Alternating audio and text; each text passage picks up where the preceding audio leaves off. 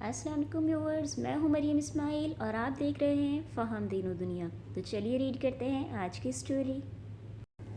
ایک آدمی نے حاتم طائی سے پوچھا، اے حاتم، کیا سخاوت میں کوئی تجھ سے زیادہ آگے بڑھا ہے؟ حاتم نے جواب دیا، قبیلہ طے کا ایک یتیم بچہ مجھ سے زیادہ سخی نکلا، جس کا قصہ کچھ یوں ہے کہ دوران سفر شب بصری کے لیے ان کے گھر گیا۔ اس کے پاس 10 بکریاں تھیں۔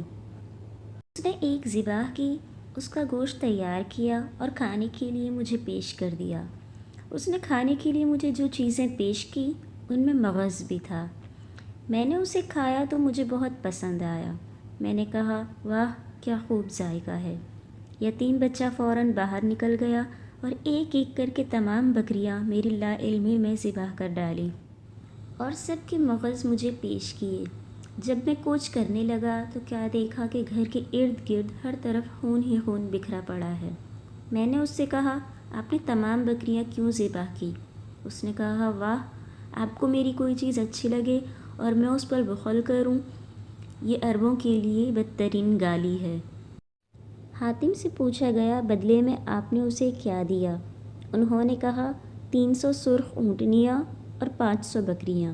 ان سے کہا گیا، تو پھر آپ اس سے زیادہ بڑے سخی ہوئے۔ انہوں نے جواب دیا، نہیں، وہ مجھ سے زیادہ سخی ہے، کیونکہ اس نے اپنا سب کچھ لٹا کر سخاوت کی، جبکہ میں نے تو اپنے بہت سے مال میں سے تھوڑا سا خرچ کر کے سخاوت کی ہے۔